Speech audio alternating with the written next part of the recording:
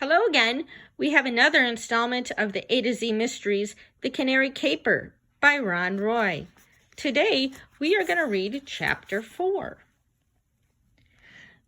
Chapter 4. Dink and Ruth Rose sat on Dink's front porch. They had just finished dinner and were waiting for Josh. Ruth Rose sighed. Tiger hasn't come home yet? Dink asked. She shook her head. Cats can be pretty mysterious sometimes, Dink said. He wanted Ruth Rose to feel better. Maybe she's visiting a cat buddy somewhere. Ruth Rose looked down. She's never stayed away like this. Suddenly, Dink noticed that Ruth Rose had forgotten her headband.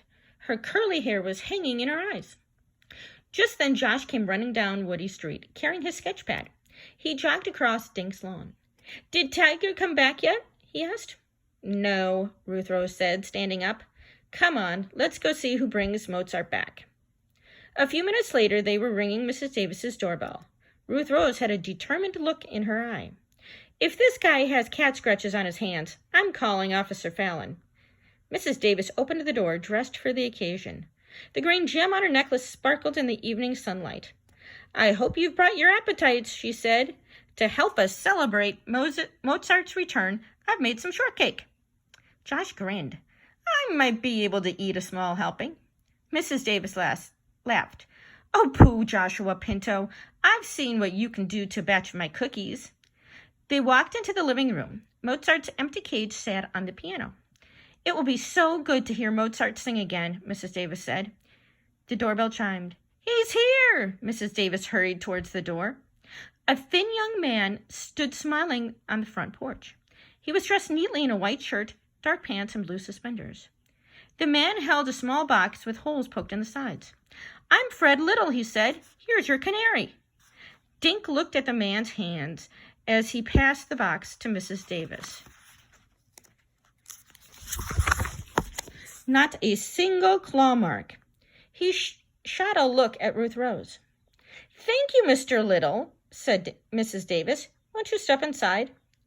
Mrs. Davis introduced him to Dink, Josh, and Ruth Rose. Then she opened the box and lifted out her canary. Well, Mozart, how was your vacation? She gave the canary a quick kiss and placed him in his cage. Everyone paused to watch Mozart hop around, then settle down to preen his feathers. Mr. Little, I can't tell you how grateful I am, Mrs. Davis said. But how did you know where to bring him? Ruth Rose kicked Dink in the ankle. Fred Little smiled. I had to do some detective work, he said. I called the pet shop today and asked who in town owned a canary. A nice woman told me your name, so I looked you up in the phone book. That must have been Mrs. Wong, Dink said. We talked to her today, too, about Ruth Rose's missing cat. When did you call her? The man stared at Dink. I don't remember exactly, he said. It was right after I caught the canary.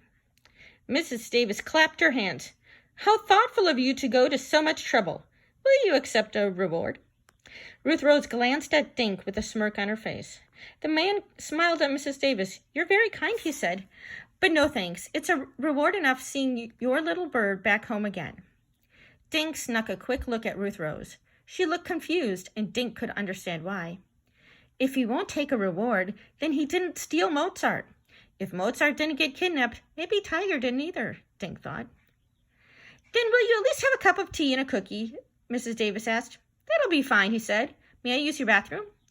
Down the hall on the right, Mrs. Davis said. Kids, will you help me in the kitchen? Mrs. Davis boiled water and arranged her silver tea service.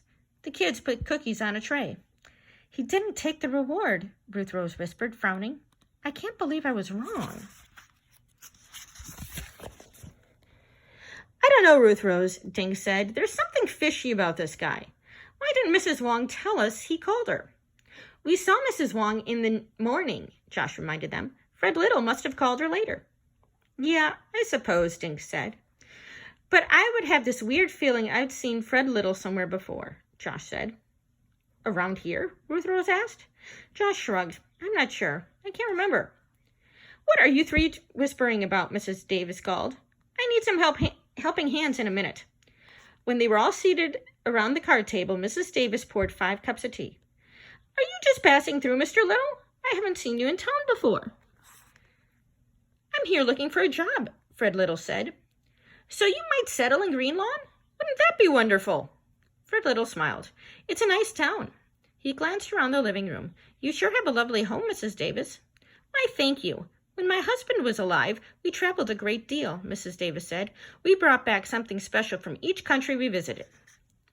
Fred Little left in a few minutes later, and the kids helped Mrs. Davis clean up. Still have room for shortcake?